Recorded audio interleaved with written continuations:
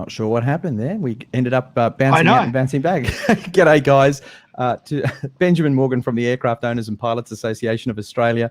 And hello to all of our members and industry supporters. Today, we are very, very fortunate to have some time from Adam Crouch, MP. Adam is a member of the Legislative Assembly here in New South Wales, a member for Terrigal. He is the Government Whip and the Parliamentary Secretary. There's quite a few titles, Adam. Yeah, it is, Ben, it is. But the important one's the member for Terrigal. That's the important one. Absolutely. But you're also, we were just discussing before, you're the most senior member of the New South Wales Government outside of Cabinet. So a fantastic person to know and a great ally for general aviation. But yeah, look, it is. And it's a privilege. I mean, being the Government Whip, I obviously spend a lot of time with the Premier and the Deputy Premier as well. So it's quite good to be able to have that unfettered access to both of those two fantastic people.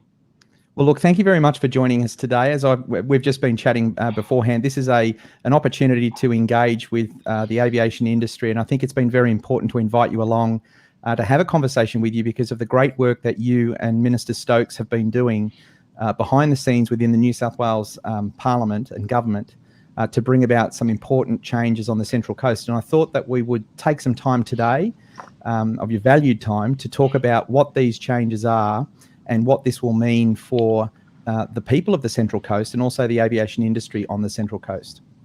So I guess the best place to start, and I'll throw over to you, and I'm going to let you pretty much talk on this. The best place to start is to give a bit of an overview that we have an airport on the Central Coast, which for many years was known as Warnervale Airport, and it's now recently changed to become the Central Coast Airport, managed by a local council. And I think it's fair to say that we've had a fairly difficult time as an aviation industry working with the local council there, and it's been through some mergers and it's been through a fair amount of flux. But the airport itself has been kind of mired in this situation in which the progression of the airport, the opening of the airport up to be used by the broader general aviation community and commercial general aviation industry has really been held back. And it's been held back by two factors. The first one is the council has not been interested in pursuing any form of physical expansion of the airport by way of bringing businesses to the site and creating jobs and economic output. But the second thing is there has been a piece of legislation that has been sat over the top of the airport called the Warnervale Airport Restriction Act. And so with that said, I'll hand over to you and you can give us a bit of an overview of the good work you've been doing. Oh, look, thanks, Ben. And look, thank you very much for having me on today. It's a real pleasure to be here. Very honoured to be able to talk to all of your members. And yeah, look, Warnervale Airport's a bit of a unique situation. For those of you who don't know, the Central Coast is about an hour north of the Sydney CBD, pretty much halfway between Sydney and Newcastle. So a very rapidly growing region. We are a region of New South Wales. We've got about 340,000 people, which is expected to grow by about another 90,000 people by 2041. So very rapid growth. We're very lucky here on the Central Coast. We have amazing beaches, very good education facilities here on the Central Coast. And again, it's one of those destinations of choice now for so many people. As part of the Central Coast, we have Warnervale Airport, which is in the north of the Central Coast, and an amazing asset. And look, if you live in regional New South Wales, I think regional New South Wales realise how important regional airports are, and Warnervale is exactly that. And look, Ben, your summation was pretty much right. Warnervale Airport was the only airport in the nation that had an act of parliament sitting over the top of it, restricting movements. And this is a general aviation airport. Let's be really clear about this. It's a short runway. You know, I think the largest aircraft you could get in there would be a Dash A, and even that would be at a stretch. So very limited in its capacity. And for years, there's been this Warnervale Airport Act introduced by a former Labor Member of Parliament, Paul Crittenden. So it's colloquially referred to as the Crittenden Act by most of us. But it was such an overkill for a situation that didn't need to be there. As we were saying before, I grew up in Adelaide, and Adelaide Airport was over my back fence. So I've grown up next to an airport, and this is an aerodrome. It's not an airport. I mean, it's a vital piece of local infrastructure. And so we had this act, and I've got to make a differentiation. We amalgamated two councils. We brought Wyong and Gosford councils together and amalgamated them and made them Central Coast Council, which gave us a very unique situation where we had one regional council, which has one health district, 2 police districts, 4 state seats, 2 federal seats. But it was a really great opportunity for the council, this consolidated council with over $800 million worth of turnover and billions of dollars of assets, including an airport, to work constructively with both state and federal governments. And I've got to congratulate the council staff because they have been doing exactly that. They realised the opportunity, they jumped on board. I mean, in the last 2 years alone, we've provided, the state government's provided Central Coast Council with over $100 million worth of grant funding for infrastructure. So they've done a really good job. In contrast, we had a council election and we've had the election result, but we've seen a push from councillors, elected officials, to try and close this airport down through any means possible, whether it be not trimming trees at the end of a runway versus trying to put a business plan into a drawer somewhere, which totally supported the expansion of the airport area precinct, and not make it public. I know you've spoken with Councillor Best, who's been also championing this issue. It was a no-brainer. Everybody in a region knows that one of your greatest opportunities for economic growth is an airport.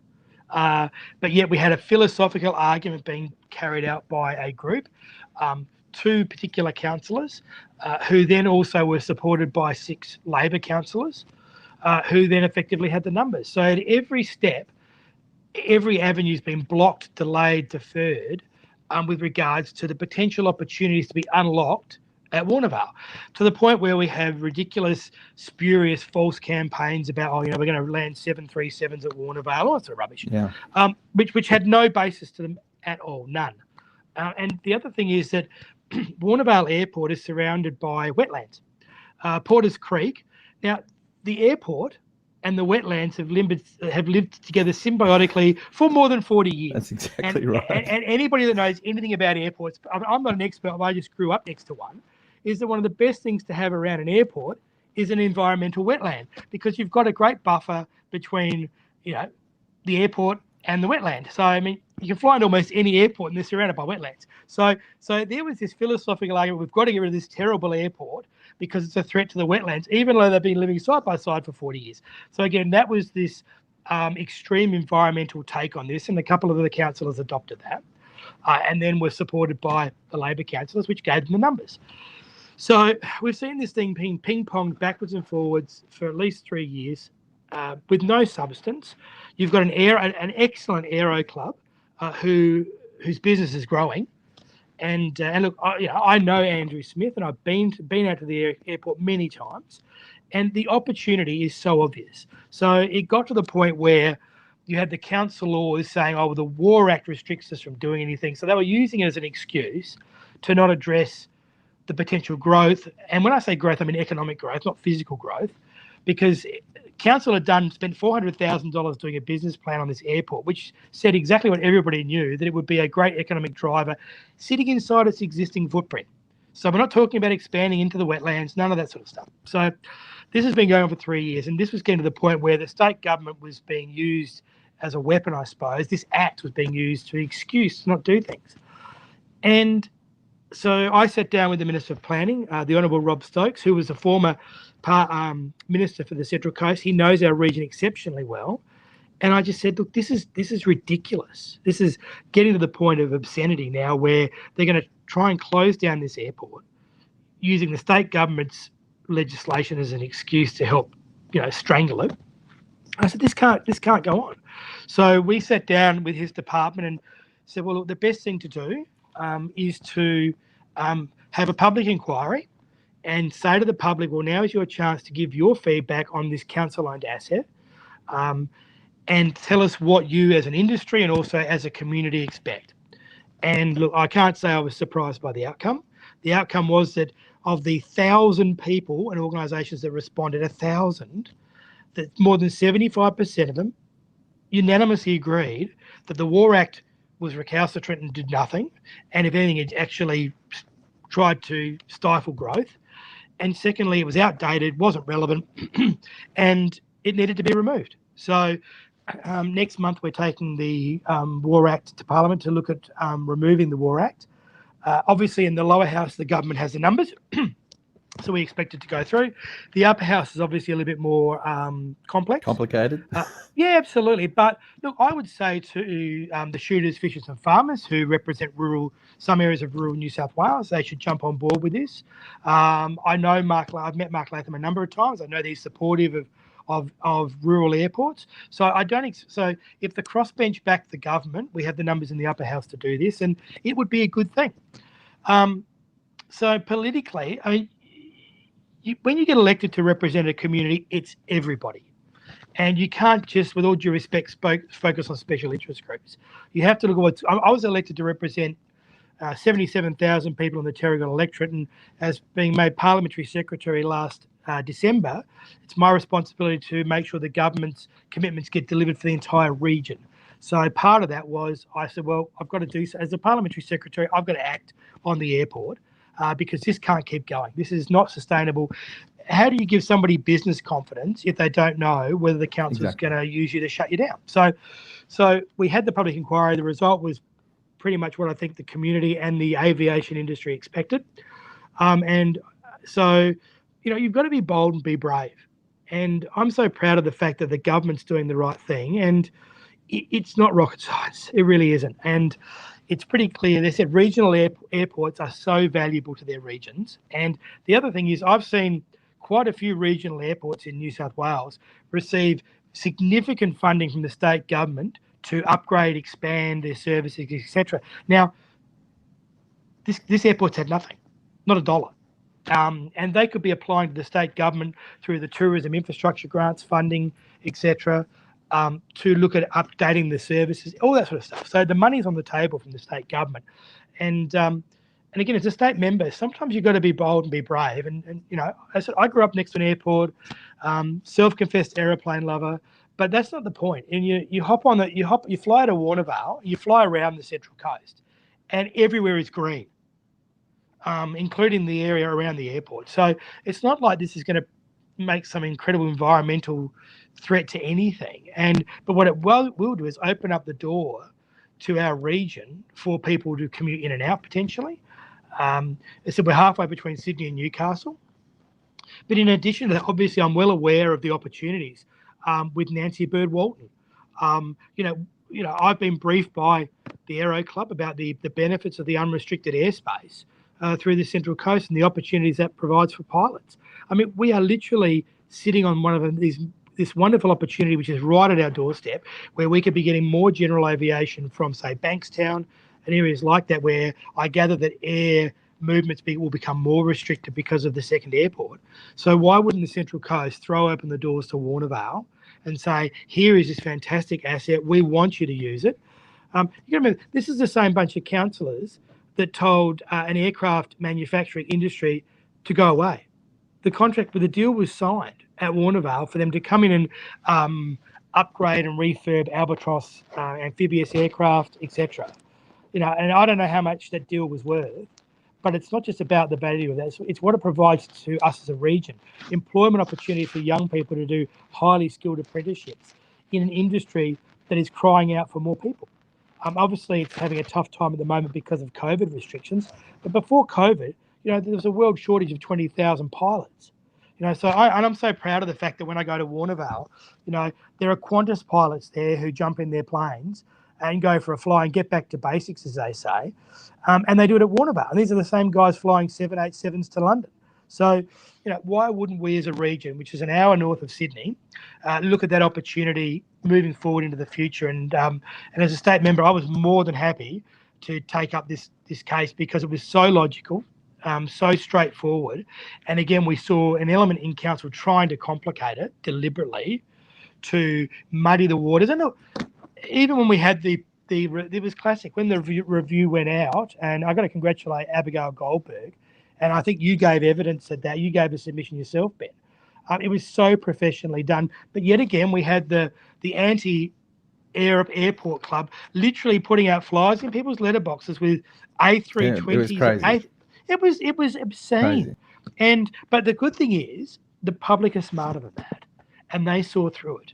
And you know, I was watching the commentary going around this, and nobody believed any of it.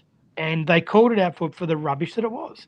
And you know, I like to call them the confected outrage squad. They just move from project to project to oppose it. And here we had a project where I'm saying, if you want to have this fight, bring it on, because I know the majority of people on the Central Coast value this airport, whether it be the Air League with the young budding pilots and engineers of the future, whether it be someone like myself who's an aeroplane tragic who would, if he had a few minutes, would love to learn to fly. You should learn to fly. Oh, if I ever got You time, absolutely should learn to fly. We need more flying parliamentarians. Look, honestly, if I could, look, my wife would love me to do it. She said it'd be great for you to go and do it, but I just don't get the time, because I said I got to look after the whole coast. I know that feeling. Yeah, but look, it was so straightforward, and and Abigail Goldberg, I said, did an amazingly good job.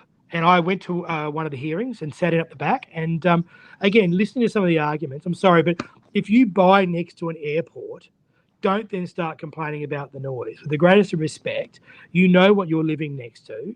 Is there not a need, just on that issue, is there not a need for some kind of clearer and probably more determined state planning framework that makes clear that if you are in fact purchasing land or a house or a business or whatever within proximity to an airport, and maybe we won't get into the detail of what that proximity might be, but to absolutely make clear that if you're buying a property next to an airport, you have no right to complain that there will be airport noise. It is a stated fact. There's an airport there will be airport noise.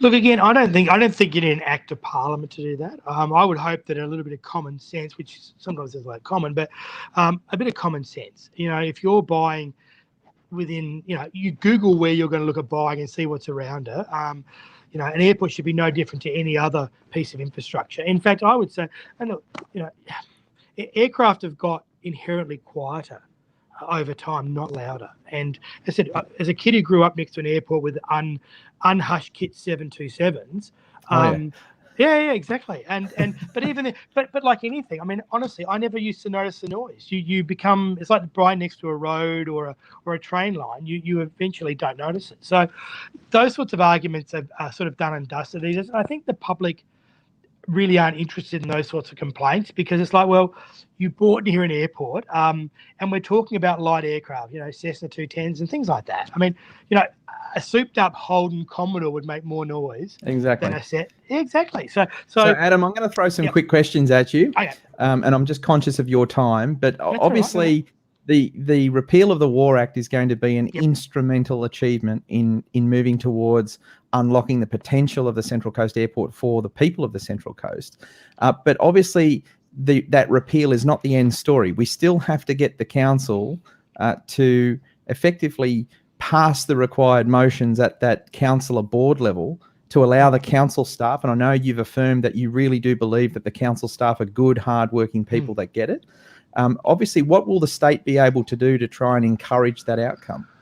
Well, I think by removing the War Act, it also gives the council staff a lot more freedom to say, well, look, you can't keep falling back on the War Act as an excuse to not do these things. We've got a council election next September, and I would say to the community of the Central Coast, watch these actions very carefully. These people need to be held to account. They went campaigning about transparency in local government, and yet a group of them have done the total opposite. So, think about how you vote when it comes to council. A lot of people don't give it much thought, but here you've got an incredibly valuable regional asset, and watch what they do and hold them to account. And I've got to congratulate yourselves and the Aero Club, because you've been doing exactly that. And, you've been running a good, respectful social media campaign around what's been happening with this. So, and if it looks like they're refusing to do that, then your organisation, the Aero Club and others, need to fire that back up again and say, look, we're going to hold you to account. We're going to remind everybody next September what you did or didn't do. But I think it's very hard. It's going to be very hard for the councillors now to hide, because we're going to take the cover away effectively, and the council staff. I mean, the economic plan is out there. It's public. And it all sits inside the existing footprint of the airport. So it's not like they're going to knock down a whole heap of wetlands to make this thing bigger, because all the expansion is inside the existing footprint. Well, the aviation industry really agrees with you, Adam. And I know I've stood before countless council meetings now, and I've advocated this, that we firmly believe that the aviation industry can help lead the Central Coast out of some of its biggest challenges. And I know you've touched on it. I mean, Central Coast has some of the highest youth unemployment. It has some of the highest youth drug addiction. These are challenges that require a strength of education and support, and we need to be able to provide a viable future. I grew up on the Central Coast out of Toukley there for a fair portion of my life.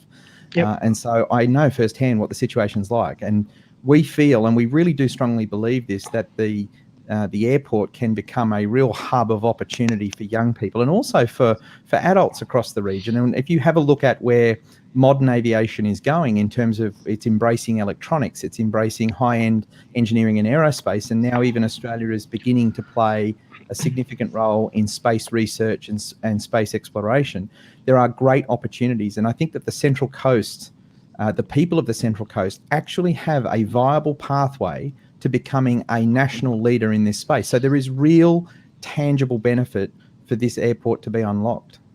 I look, totally agree with you, Ben. And it literally is one of the greatest economic opportunities sitting there, which has been underutilized for decades.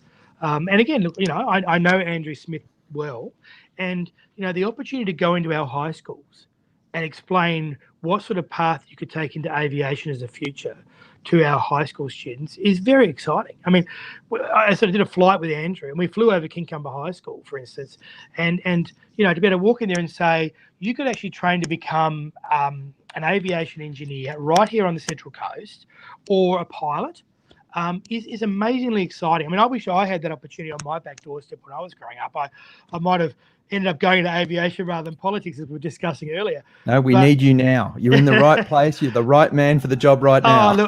Look, I'm so proud of what Minister Stokes and I have been able to achieve, because, the airports are not something we should be afraid of. They should be something we should be embracing. And again, the further out you go, absolutely, the further out you go into regions, the more vital they become.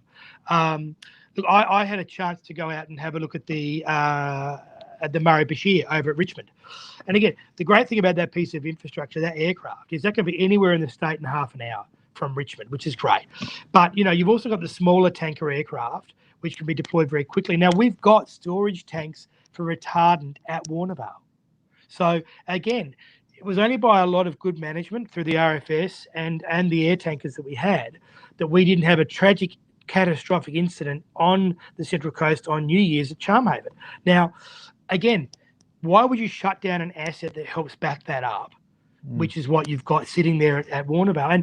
And the fact is that the council should look at storing Jet A fuel there as well for helicopters, because again, a lot of those firefighting equipment is helicopters, which can be very useful. And again, so use Jet A to fuel them up. There's so many opportunities. It's just, it's very, we're past the hardest part, Ben. We just got to get the next bit now. Well, Adam, we're going to be looking forward to working with you as you and Minister Stokes takes this forward. And I don't think you yet understand just how much appreciation and thanks there truly is from every participant of Australia's general aviation industry. And it wouldn't matter what state they are in right now. I know that many people will get to see this video over the next couple of weeks as they get a chance to log in. There'll be everyone sitting there saying, finally, members of Parliament that understand and value what these airports are. And so it leads me to my last question today. And again, I just thank you so much for making time for us. Obviously, airports right around the state are essential to the economic recovery of New South Wales. And right now, there does not appear to be a statewide policy or strategy with respect to utilising that infrastructure network. This is something that the Aircraft Owners and Pilots Association would like to work on with the state government in trying to build a strategy document that I guess overarches the importance that airports play, not just to local communities, but to the entire state, and also our state trade, our interstate trade, and of course our import-export trade. This is something that we would like to follow up. Do you think that creating a policy, a state government policy for airports would benefit the state's economy during the COVID-19 recovery? Look, I think the answer to that is yes. And moving forward out of COVID, it's even more important. Intrastate connectivity, because New South Wales is a big place, And look, I've got to say, as I said, I'm a regional Liberal member, and you've got some very good regional members of Parliament, people like Justin Clancy in Albury, the Deputy Premier, of course, and many others, Minister Paul Toole in Bathurst. So, look, you've got a lot of good MPs out there, and I think if you as an organisation were to put together a policy document to move forward on this, I mean, I think you probably find, and speaking for myself, I would be very happy to take that to the Deputy Premier and others to start the discussion. And even if it doesn't, these things take time, and that's some of the frustrating parts about being in government. Implementation of policy can take a lot of time, but especially in regional New South Wales, I think there's a lot of passion and support for regional airports, and we've seen a lot of investment from the state government in regional airports over the last few years. So I think the time would, while the industry's doing it really tough right now, that would be a good opportunity to sit down, create a policy document about moving forward post-COVID as well, about how better we can utilise both the intrastate and interstate connectivity of regional airports. I just think now's the time for all of you as an organisation to be sitting down. And look, one of the things I would say is that members of Parliament like myself, I mean, my door's always open, and I'm happy to meet with anybody. I may not necessarily agree with what they have to say all the time, and I'll tell them honestly, but that's what a good MP should do. And they're there to lobby for organisations who are going to better their community. So I think, Ben, that now's the time that you should be sitting down and having those discussions as an organisation, and also with regional airports themselves, and find out what they want to do. I mean, look at regional air shows. I mean, look, Wings Over the Illawarra. I mean, look, Gareth Ward's a friend of mine, and I'm coming after. I want Wings Over Warnervale, so because you look at the opportunity. Absolutely. Yeah, absolutely. Absolutely. I've already told the guys. We'll be there. We will be there. We will come along and we will support. That'd be a great idea. Yeah, Wings Over Warnervale. I mean, you look at airports look at aerodromes like Temora, and you look at the thousands of people that attend those things in regional New South Wales, and the bump it gives to the local community when they're out there. And these are people that wouldn't normally visit those areas if they want to go and see the plane. So, everything we should be doing, we should be pulling every economic lever we have to help try and stimulate that. And I said it needs to be long-term as well. So I would encourage your industry to sit down with regional airports, come up with those strategies and bring them to government, because if you do that legwork, it certainly helps. And look, the Deputy Premier is so parochially regionally focused, and I love that. And that's good too, because you've got some very, very strong voices in Cabinet, a lot of whom are regional members too, by the way. You've got a lot of regional members in Cabinet. So, you should absolutely be putting this sort of think tank together, and you don't need to overthink it either. Keep it straightforward. Keep it simple and work forward. We joke it's like eating a whale one bite at a time. You do it in that's the thing. Do it in portions that are deliverable, because if you try and go too big, everybody gets swept up in the hype of it all, and nothing really happens. If you do little chunks and deliver them, people get motivated, industries get comfortable, government gets excited, and it just sort of stems from there. Well, Adam, what we see that local councils who have taken over many airfields after the federal government handed them over, a lot of local councils are not necessarily well equipped to manage their airports. They're not airport people. They're not aviation people, they're local councils. And it is absolutely clear that we need a stronger relationship, not only between the industry and the airport operators, that's the councils themselves, but we need a relationship that brings the state government into this, so that between state, industry and local council, we can really harness the economic power and the contribution that these airports can make. And I have to say that I'm a little bit biased. I live here in New South Wales, and I'd like to believe that the state at which AOPA is headquartered in could become a national leader on not only reforming this space, but creating the strongest period of economic growth and opportunity for aviation that has ever been experienced by the Australian aviation industry. And I'd like to see New South Wales be a leader in that, so that we can set the tone and we can set the pace for the rest of the country. And I think that working together, we have that opportunity, and it's something that can build jobs, it can build a future, it can build success, and it can make government stronger for everyone. So I thank you very much for your time today. And before we go, jump into it. You hit the nail on the head though, because it's all about respectful dialogue too. if you go and fight somebody, they're always going to push back.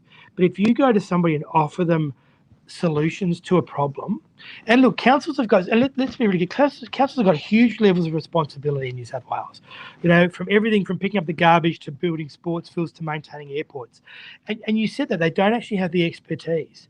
But if you were able to establish an advisory body that could work with local governments who have regional airports to say, look, we'll help you create the expertise, because a lot of councils have very, very good economic development managers, but they don't understand aviation. So if you could set up somebody that can walk in there in a productive, open way to say, hey, we're here to help you. We'll help you set up frameworks that will help you reap more revenue from your airports. They're not going to tell you to go away.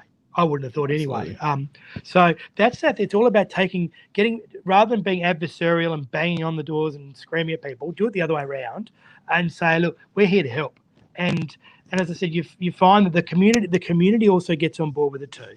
And councils are very focused on their communities. But if you can answer all these issues and concerns honestly, and deal with those things, you get much better outcomes. And independently as well. There's also been a period that we've gone through as well where I think there's been enormous frustration from the aviation industry with certain councils. And I can speak firsthand on this, that we've been involved in advocacy around some local councils where there's been a really hostile attitude shown towards the aviation industry. And of course, we've had to meet that challenge head on. And there's no doubt in some of the advocacy we've been involved in, it's been brute force advocacy to get to a point where we can change the hearts and minds.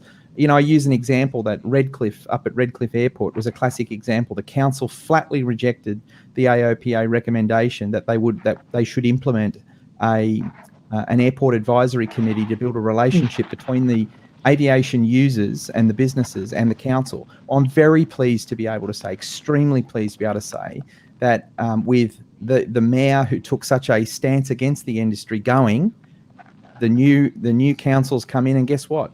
There's been a complete turnaround, and now we've got a council that has adopted an advisory committee. It's working to build and establish relationships. So I hope what comes from COVID-19, and I got asked by someone the other day, they said, Ben, COVID-19 has just been such a disaster. And I said, look, it has been. There's no doubt it has really crucified sections of our industry, but it's had this amazing secondary effect. Everyone is now completely rethinking everything. And it's an opportunity now to harness a fresh perspective and to ask ourselves, were the way that we were doing things, were they working? And if they weren't, let's not bog ourselves down in the dogma of trying to protect, bad decision making. Let's just now change what we're doing. And so I am really hopeful, and I've said this before, I'm hopeful that we can turn this incredible disaster into the biggest economic wave of success for aviation that the industry has witnessed by really taking it in a fresh direction. So I know I've taken up a huge amount of your time today, and I know how busy you are. Pleasure. But we are so thankful, Adam, and I really want to say this on behalf of all of our members and on behalf of the whole industry. I think that the industry would let me speak on behalf of them on this. We really do thank you for being a friend and an ally to the aviation industry, and also, more importantly, being such a strong advocate for the people of Terrigal in representing your community in protecting this most important asset for New South Wales. So thank you very, very much, and my thanks to Minister Stokes, and I'll be looking forward to catching up with two of you as soon as possible. Look, thank you very much, Ben. I really appreciate the time you guys have given me today. It's really nice to be able to hook up with so many people who feel so passionately about a particular issue, and aviation is a strong one. And look, you could be using Warnervale as your litmus test to go to the economic development manager at council and say, we're here to help you. What can we do as an organisation? There's a really good starting point, because you've got an airport that we all know has got a great chance to grow, and you could bring the organisation's expertise and talk to them openly about it and say, what can we do to help you? So beautiful. Keep up the great work too. I mean, look, your organisation, it's people like yourself who give of your time to do these things, and go and make submissions to inquiries, which can be incredibly time consuming, but it's also about keeping that strong voice going. And like I said, respectfully is the way to do it. I've always found you're so much more successful if you're never going to get consensus. It's physically impossible. Yeah. But what you've got to do, if you always know in the back of your mind that you're doing the right thing by the majority of people, you'll get the right outcome. Well, thank you again, Adam. I really do appreciate it. Take care. Pleasure, Ben. Take care, you too.